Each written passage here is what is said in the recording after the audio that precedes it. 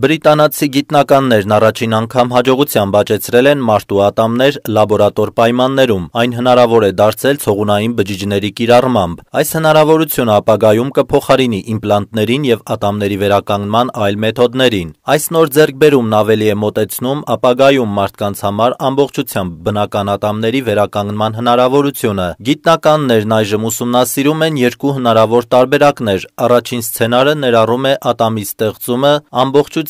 լաբորատոր պայմաններում, իսկ մյուսը ներառում է բջիջների տեղադրում մարդու ծնոտի մեջ, որը թույլ կտա ատամներին զարգանալ։ Թեև այս մեթոդը դեռևս փորձարկման փուլում է, գիտնականները հույս ունեն, որ առաջիկա տարիներին հնարավոր կլինի սկսել կլինիկական փորձարկումներ մարդկանց վրա։ Նշենք, որ գիտնականները նախկինում օգտագործելով մարդու ցողունային բջիջները հաջողությամբ աճեցրել էին ատամներ մկների համար։